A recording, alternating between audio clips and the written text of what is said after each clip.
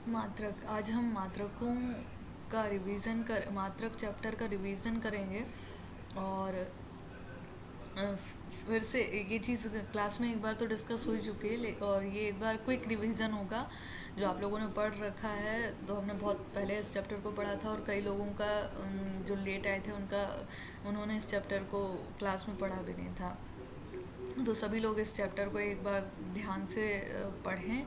और इसके जो प्रैक्टिस है, मतलब जितने भी आपको वीडियोस शेयर किए जा रहे हैं उन सभी के प्रैक्टिस पेपर्स के जो क्वेश्चंस हैं उन सभी को सॉल्व करें, क्योंकि ये आपके पास टाइम है जितना आप यूटिलाइज कर सकते हैं। इसके बाद सीधे एग्ज़ाम होंगे, क्लास में इतना डिस्कशन पॉसिबल नहीं है। तो हम आते हैं मात्रक चैप्टर पर। क्या होते हैं सबसे पहले मात्रक? इंग्लिश में इसको यूनिट बोलते हैं और हिंदी में मात्रक बोला जाता है। तो मात्रक जो है इकाइयों, मात्रक का जो सिनोनिम है वो इकाई भी है। तो जो राशियां हैं अलग अलग, जैसे यहाँ पर बेसिकली अभी जो हमें दिख रहा है, लंबाई है, मात्रा है, समय है, तो ये राशि कहलाएंगे। तो ये भौतिक राशियां हैं। तो किसी भी राशि को व्यक्त करने के लिए हमें किसकी आवश्यकता होती है? मात्रकों की आवश्यकता होती है। ये उसे मानक रूप में व्यक्त करने की एक प्रणाली होती है। तो यहाँ पर जो है गणित में सभी प्रकार की गणनाएं इकाइयों के आधार पर की जा सकती हैं। जैसे लंबाई, भार, समय। जैसे मान लीजिए अगर किसी चीज़ की लंबाई को हम सिर्फ 10 लिख दें और उसमें मीटर, मिलीमीटर, इंच ना लगाएं, तो उससे उसका पूर्ण अर्थ समझ में नहीं आएगा कि एक्चुअल में हम लंबाई को माप किस तरह से रहे हैं। 10 तो लिखा हुआ है, परिमाण लिखा हुआ है, लेकिन व्यक्त किस में कर रहे हैं? मीटर में कर रहे हैं, सेंटीमीटर में कर रहे हैं, मिलीमीटर में कर रहे हैं, इंच में कर रहे हैं। तो किसी भी इकाई को पूर्ण रूप से व्यक्त करने के लिए हमें मात्रकों की आवश्यकता होती है। और इसी के बेसिस पर उसका पूर्ण अर्थ निकल पाता है। इकाई रहित संख्या का कोई अर्थ नहीं होता। जैसे 10 अगर आप लिख दोगे तो उसका कोई अर्थ नहीं होगा जब तक कि उसके आगे आप उसकी इकाई नहीं लिखेंगे। और गणनाओं में भी इसका उपयोग किया जाता है। इसी के बेसिस पर कैलकुलेशंस जो हैं आगे एक यूनिट से दूसरी यूनिट में कन्वर्ट करना है वो किया जाता है। ये यहाँ पर जो आप मात्रक देख रहे हैं, लंबाई, मात्रा, समय, ये जो है मूल मात्रक कहलाते हैं एक्चुअल में। मूल मात्रक मतलब जैसे लंबाई है, तो लंबाई को किसी और राशि के मात्रक की सहायता से नहीं निकाला जाएगा। जैसे जो है द्रव्यमान है, तो उसको किसी और राशि की मात्रक की सहायता से नहीं निकाला जाएगा। समय है तो उसका एक डायरेक्ट मात्रक, मतलब ये जो भी राशियां हैं इनके खुद के मात्रक दिए हुए हैं, इन्हें किसी और राशि के मात्रकों की सहायता से नहीं निकाला जा रहा है। तो इसलिए क्या कहलाएंगे? ये मूल मात्रक कहलाएंगे। फंडामेंटल क्वांटिटीज बोलते हैं इंग्लिश में इसको। तो लंबाई के लिए आप मीटर यूज़ करते हो, मिलीमीटर यूज़ करते हो, सेंटीमीटर यूज़ करते हो, इंच यूज़ करते हो, फुट यूज़ करते हो। तो ये इसके डायरेक्ट मात्रक हैं। इसमें आपको किसी रूपांतरण की ज़रूरत नहीं होती। यहाँ पर मात्रा या द्रव्यमान की बात कर रहे हैं तो आप किलोग्राम है, ग्राम है, टन है, क्विंटल है, पाउंड है, ये इसके द्रव्यमान के लिए मात्रक यूज़ करते हो। समय है तो सेकंड यूज़ करोगे, घंटा यूज़ करोगे, या फिर दिनों में उसको व्यक्त करोगे, महीनों में व्यक्त करोगे, साल में व्यक्त करोगे।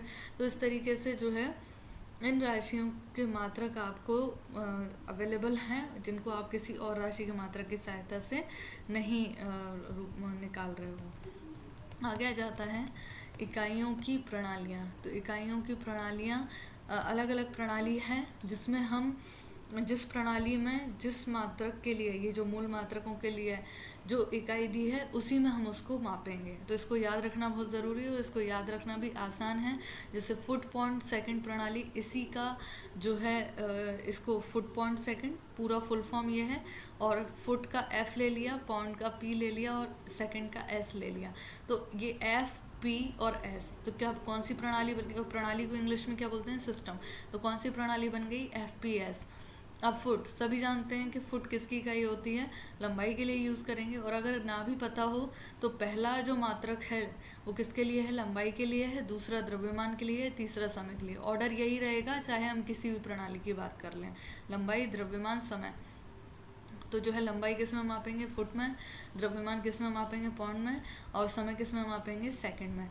तो ये एफपीएस प्रणाली या फिर इसको क्या बोलते हैं, ब्रिटिश प्रणाली भी बोलते हैं। अगर आपको एफपीएस के नाम से ना आया और ब्रिटिश प्रणाली के नाम से आए तो उसमें कंफ्यूज मत होना, और इसी प्रणाली की बात हो गई। तो लंबाई फुट में, द्रव्यमान पाउंड में, और समय सेकंड में। आगे जाते हैं सेंटीमीटर ग्राम सेकंड प्रणाली। तो सेंटीमीटर ग्राम सेकंड प्रणाली की अगर हम बात करें तो सेंटीमीटर ये लंबाई के लिए होगा, ग्राम द्रव्यमान के लिए होगा, और समय सेकंड के लिए होगा। तो यहाँ पर लंबाई है तो उसको किस में मापा जाएगा, सेंटीमीटर में मापा जाएगा।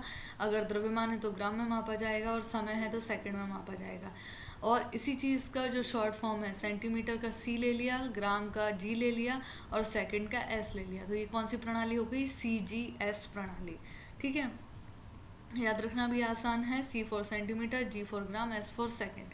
आगे है MKS प्रणाली, इसको मीट्रिक प्रणाली भी बोला जाता है।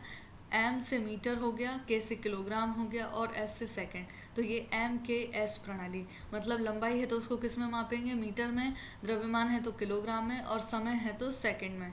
तो इस तरीके से ये MKS प्रणाली में लंबाई, द्रव्यमान और समय को मापा जाता है। आगे है अंतर्राष्ट्रीय प्रणाली।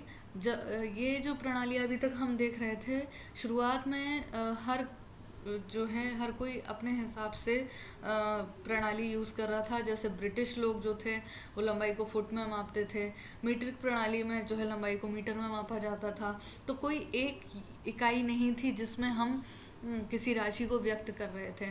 तो जो है एक अंतर्राष्ट्रीय प्रणाली की जो है ज़रूरत इसलिए पड़ी है ताकि हम उसको जो है अंतर्राष्ट्रीय स्तर पर मान्यता दे सकें कि अगर लंबाई है तो जो है उसका मात्रक क्या होना चाहिए जो कि सभी जगह एक्सेप्टेबल होगा, वो मीटर होना चाहिए। अगर द्रव्यमान है तो किलोग्राम होना चाहिए, समय है तो सेकंड। ये तीनों चीज़ें हम MKS प्रणाली में भी देख रहे थे। ठीक है, तो ये वही चीज़ इसमें भी आ गई। और इसके अलावा और ये सिम्बॉल्स भी याद रखना बहुत ज़रूरी है कि मीटर के लिए हम कैपिटल M यूज़ नहीं करेंगे। कैपिटल M मतलब अलग चीज़, मेगा हो जाती है, जो कि जिसकी वैल्यू होती है 10⁻⁶। तो इस सिम्बॉल का सिम्बॉल को याद रखना भी बहुत ज़रूरी है। किलोग्राम की बात कर रहे हैं तो K और G दोनों स्मॉल रहेंगे। सेकंड की बात कर रहे हैं तो S स्मॉल रहेगा। अब ये अंतर्राष्ट्रीय प्रणाली में क्या किए, 3 मूल मात्रक, अभी हमने जितनी भी प्रणालियाँ पढ़ी हैं 3 पहले पढ़ी और एक ये 4, तो 3 मूल मात्रक तो इसमें हैं ही। इस प्रणाली में जो है 4 मात्रक अलग से और ऐड किए हैं जो कि मूल मात्रक ही हैं। तो ये जो है अगर अंतर्राष्ट्रीय प्रणाली में बात की जाए और आपसे कोई पूछता है कि कितने मूल मात्रक हैं, तो मूल मात्रक की संख्या कितनी है, 7 है। आप यहाँ पर इसको काउंट करोगे तो मूल मात्रकों की संख्या 7 है। और वैसे अगर आप बात करें तो शुरुआत में 3 ही मूल मात्रक कंसीडर किए गए थे। तो लंबाई के लिए यहाँ पर जो है क्या आ जाएगा, मीटर, द्रव्यमान के लिए किलोग्राम, समय के लिए सेकंड, ये तीनों स्मॉल लेटर्स में है। विद्युत धारा की अगर हम बात करते हैं तो उसको किस में मापा जाता है, एम्पियर में। तापमान की बात करें तो उसको केल्विन में। के भी कैपिटल है और एम्पियर विद्युत धारा भी कैपिटल है। फिर ज्योति तीव्रता कैंडेला, कैंडेला का C कैपिटल है, D स्मॉल है। और पदार्थ की जो मात्रा है, किसी पदार्थ में जो अणुओं की संख्या है, तो वो पदार्थ की जो मात्रा है वो किस में मापी जाती है, मोल में मापी जाती है। तो ये जो है मोल को इस तरीके से MOL लिखा जाता है। तो ये 7 जो है मूल मात्रक अंतर्राष्ट्रीय प्रणाली में जो यूज़ किए जाते हैं। SI प्रणाली से प्राप्त कुछ व्युत्पन्न इकाइयाँ भी होती हैं जिनका विवरण ये जो आपको दिए गए हैं, यहाँ पर जो तालिका बनी है, ये टेबल जो बनी है, इसमें क्या दिए गए हैं, ये जितने भी आपको राशियाँ दी गई हैं ये व्युत्पन्न मात्रक हैं, डिराइव्ड क्वांटिटीज़ हैं। अभी हमने जो देखा था मूल मात्रक, फंडामेंटल क्वांटिटीज़, और ये डिराइव्ड क्वांटिटीज़ हैं। मतलब मूल मात्रकों की सहायता से जिन मात्रकों को व्यक्त किया जाता है उसको हम क्या बोलेंगे, उसको हम बोलेंगे व्युत्पन्न मात्रक। तो जैसे क्षेत्रफल की बात की जाए, क्षेत्रफल के लिए डायरेक्टली कोई मात्रक नहीं है, हम क्षेत्रफल जो है निकालते हैं। तो जैसे अगर हम बात करें वर्ग का क्षेत्रफल, तो उसमें भुजा का वर्ग, भुजा अगर मीटर में मापी जाएगी तो जो है मीटर का वर्ग हो जाएगा। अगर हम आयत की बात करें तो लंबाई गुणा चौड़ाई, दोनों मीटर में है, अगर सेंटीमीटर में तो सेंटीमीटर में। तो जो भी लंबाई के अगर हम बात कर रहे हैं भुजा या फिर लंबाई गुणा चौड़ाई, तो ये एक्चुअल में है क्या है, ये लंबाई की ही बात कर रहे हैं हम। तो यहाँ पर इस क्षेत्रफल के मात्रक को किसकी सहायता से निकाला जा रहा है? लंबाई के मात्रक की सहायता से। तो ये कौन सी राशि हुई? ये व्युत्पन्न राशियाँ हुई। फिर उसके बाद जैसे आयतन की हम बात कर रहे हैं, तो आयतन को हम कैसे निकालेंगे? किसी ठोस वस्तु द्वारा घिरा गया स्थान, तो उसकी तीनों विमाओं का जो गुणनफल होगा, तो तीनों विमाओं के बारे में जब हम बात कर रहे हैं, तो विमाएं क्या हैं? उसकी लंबाई तो है एक्चुअल में, बस वो उसको हम अगर ऊर्ध्वाधर तल में है तो ऊंचाई बोल देते हैं, अगर आड़े में है तो चौड़ाई बोल देते हैं, सामने से है तो लंबाई बोल देते हैं। तो एक्चुअल में लंबाई की मात्रा की सहायता से ही निकाला जा रहा है, और 3 विमाओं के लिए तो मीटर क्यूब हो जाएगा या घन मीटर हो जाएगा। और इसको सिंबॉलिक फॉर्म में दर्शाने का तरीका ये होता है कि घनत्व जो है ये भी एक व्युत्पन्न मात्रक है, क्योंकि घनत्व बराबर होता है द्रव्यमान बटे आयतन। द्रव्यमान का मात्रक पता है, अगर आयतन का पता है तो हम उसकी सहायता से घनत्व का निकाल सकते हैं। वेग की अगर हम बात करें तो वेग बराबर क्या होता है? मीटर पर सेकंड होता है, मतलब विस्थापन बटे समय। तो मीटर विस्थापन मतलब दूरी, न्यूनतम दूरी बटे समय, मीटर पर सेकंड। दर्शाने का तरीका m/s। त्वरण की अगर हम बात करें तो वेग में परिवर्तन बटे समय, मतलब मीटर पर सेकंड तो है ही, उसमें भी बटे समय कर देंगे तो मीटर पर सेकंड स्क्वायर हो जाएगा, m/s स्क्वायर। बल की अगर हम बात करें तो बल बराबर क्या होता है? m/f बराबर m/a, और m/a करेंगे तो m फॉर जो है किलोग्राम को दर्शा रहा है, और ये यहाँ पर जो है ए किसको दर्शा रहा है? एक्सेलरेशन। तो किलोग्राम इंटू मीटर पर सेकंड स्क्वायर, और इसी चीज़ को क्या बोल देते हैं? न्यूटन। तो आपसे ये क्वेश्चन कई बार कंफ्यूज करने के लिए पूछा जाता है, 1 किलोग्राम मीटर पर सेकंड स्क्वायर कितने न्यूटन के बराबर है? तो कितने न्यूटन के बराबर है? 1 न्यूटन के बराबर है। इसके बाद आ जाता है बल आघूर्ण। बल आघूर्ण की अगर हम बात करें तो बल गुणा लंबवत दूरी। बल की इकाई न्यूटन, दूरी की इकाई मीटर, तो क्या हो जाएगा? Newton into meter. दाब और प्रतिबल की बात करें तो दाब बराबर क्या होता है? बल बटे क्षेत्रफल। बल की इकाई न्यूटन और क्षेत्रफल की इकाई क्या? जो भी लंबाई की इकाई है उसका वर्ग, तो क्या हो जाएगा? न्यूटन पर मीटर स्क्वायर। इसी तरीके से प्रतिबल का फॉर्मूला होता है बल बटे क्षेत्रफल, इसलिए उसकी इकाई और दाब की इकाई क्या होती है? सेम होती है। फिर इसके बाद आ जाता है कार्य, ऊर्जा और ऊष्मा। ये तीनों की जो इकाई होती है वो जूल होती है, और जूल को ही, क्योंकि कार्य करने की कार्य बराबर कैसे निकालेंगे? कार्य बराबर निकालेंगे बल गुणा विस्थापन, तो बल की इकाई न्यूटन और विस्थापन की इकाई मीटर, तो न्यूटन इंटू मीटर करके निकालेंगे। उसी चीज़ को हम बोल देते हैं जूल। अगर पूछा जाए 1 न्यूटन मीटर कितने जूल के बराबर है, तो 1 जूल के बराबर है। और जूल को कैपिटल जे से दर्शाते हैं, ये वैज्ञानिक के नाम पर ये राशि दी गई है, और ये इकाई दी गई है, और या फिर सिंबॉलिक फॉर्म में तो कैपिटल एन और स्मॉल एम।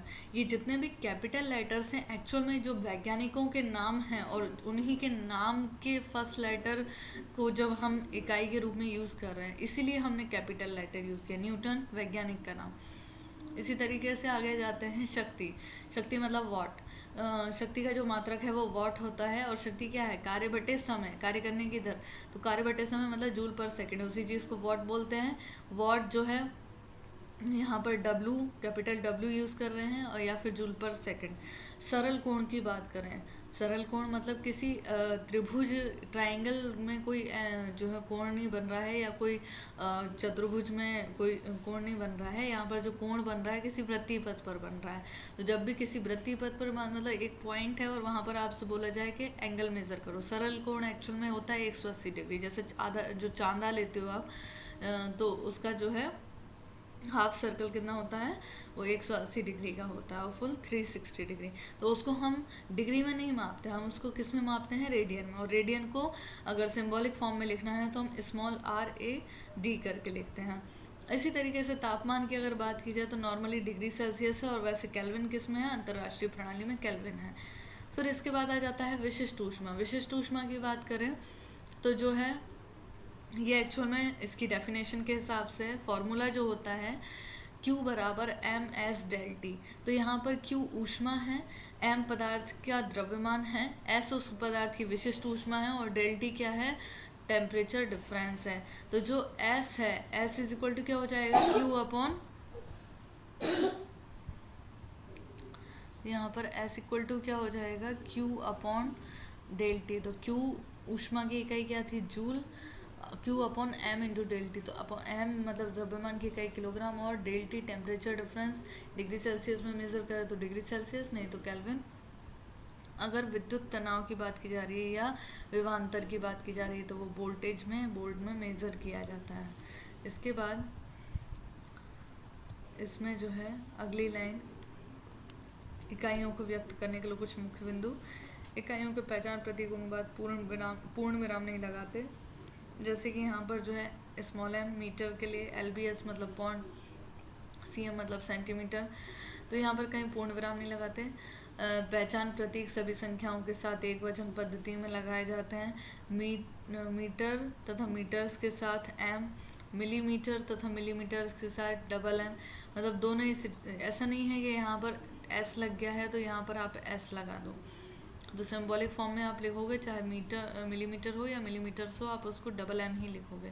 क्षेत्रफल और आयतन के पहचान प्रतीक घात इंडेक्स द्वारा व्यक्त किए जाते हैं। जैसे यहाँ पर जो है, अगर आपको नहीं दिया है कि ये किस चीज़ की इकाई है, तो यहाँ पर जो है राशि कैसे पहचानोगे कि कौन सी राशि है, तो इसके ऊपर घात 2 लगी है मतलब ये क्षेत्रफल की इकाई है, घात 3 लगी है मतलब आयतन की इकाई है। या फिर घात 2 को ही आप स्क्वायर सेंटीमीटर बोल देते हो और उसको ही क्या लिख देते हो, SQ, स्क्वायर का शॉर्ट फॉर्म। और अगर यहाँ पर घात 3 है तो क्यूबिक सेंटीमीटर मतलब CU, क्यूबिक सेंटीमीटर लिख देते हो। फिर इसके बाद जब किसी राशि को व्यक्त करने में एक या अधिक शून्य कतार में लगे हों तो शून्य की संख्या को 10 की घात से दिखाना चाहिए। जैसे यहाँ पर ये चीज़ लिखी हुई है और अगर हमको इसको जो है 10 की घात के रूप में लिखना है तो हम पॉइंट कहाँ ले आएंगे, यहाँ पर ले आएंगे, तो 25.4 × 10⁻³ लिख देंगे। फिर इसके बाद अगला है अंकों की किसी श्रृंखला को व्यक्त करने के लिए उसे 3 अंकों के ग्रुप में इस प्रकार बांट लेना चाहिए कि एक ग्रुप दूसरे से पृथक रहे। तो यहाँ पर जो है ना कि उस स्थान पर अर्धविराम का चिन्ह लगाकर, जैसे ये लिखा हुआ है को जो है 52792 लिखा जाना चाहिए, जिसमें 52 तथा 792 के बीच कुछ स्थान जो है छोड़ देना चाहिए, यहाँ पर गैप है। यदि संख्या 4 अंकों वाली है तो इसे बिना किसी गैप दिए लिखना चाहिए। 4 अंकों की संख्या में कोई गैप नहीं है, लेकिन अगर 5 अंकों की है तो 2 अंक के बाद थोड़ा सा गैप देना है, ना कि उसमें कॉमा करके लिखना है। तो ये कुछ नियम हैं जिनको आपको पढ़ लेना है। उसके बाद यहाँ पर जो है जैसे यहाँ पर कुछ चीज़ें हैं जो आपको याद करनी पड़ेंगी अगर आपको एक इकाई से दूसरी इकाई में या फिर जो है कन्वर्जन करना सीखना है, एक ही प्रणाली में बात करें। तो यहाँ पर जैसे माइक्रोन है तो माइक्रोन मतलब 10 की घात क्या होता है, -6 होता है, और अगर उसको mm में लिखें तो ये चीज़ आएगी। अगर इसमें किसी को डाउट हो तो पूछ सकते हैं, मैं उसको आपको सॉल्व करके भी बता सकती हूँ कि ये चीज़ कैसे आई है, क्योंकि ये चीज़ मैंने क्लास में भी बताई तो बहुत सारे लोगों को क्लियर होगा, और जिनको नहीं है वो पूछ लेना डाउट। मिलीमीटर की बात करें तो 10 की घात -3 होता है। ये चीज़ें जब क्लास में बताया था तो ये चीज़ें आपको नोट करवाई थी। अगर जिसने नोट नहीं की हैं वो मेरे बोलने के साथ नोट कर ले कि माइक्रोन मतलब 10 की घात -6, मिलीमीटर, मिली की बात हो रही है यहाँ पर, मीटर हटा देना चाहिए एक्चुअल में, मिली की बात हो रही है तो मिली का मान होता है 10 की घात -3, सेंटी का मान होता है 10 की घात -2, डेसी का मान होता है 10 की घात -1, और यहाँ पर किलो का मान होता है 10 की घात 3। तो ये कुछ तरीके हैं, और फिर ये उसी के बेसिस पर कन्वर्जन है। एक्चुअली ये चैप्टर्स बहुत कुछ जो है, ये चीज़ें जब आप याद करोगे तो ये 1 डेकामीटर कितना है, मतलब डेका मतलब होता है 10, हेक्टो मतलब होता है 100, तो ये एक्चुअल में मान है। अब मीटर लगा है तो डेका का मान रख दिया 10, तो डेका मतलब 10 और मीटर तो है ही, हेक्टो मतलब 100 तो मीटर तो है ही। तो अब इस तरीके से यहाँ पर माइक्रोन को चेंज किया तो भाई यहाँ पर 10 की घात -6 होता है, ये आपने जो है 10 की घात -6 लिख दो, या फिर उसी चीज़ को क्या करके लिख सकते हो, 10 की घात -3 गुणा 10 की घात -3, आधार समान हो तो घातें जुड़ जाती हैं, तो 10 की घात -3 गुणा 10 की घात -3, और एक 10 की घात -3 को क्या लिख दोगे, मिलीमीटर, और जो 10 की घात -3 है उसको अगर और दूसरे तरीके से लिखना चाहो तो ऐसे लिख दोगे। तो ये कुछ तरीका है, बाकी चीज़ें हम अगले क्लास में डिस्कस करेंगे।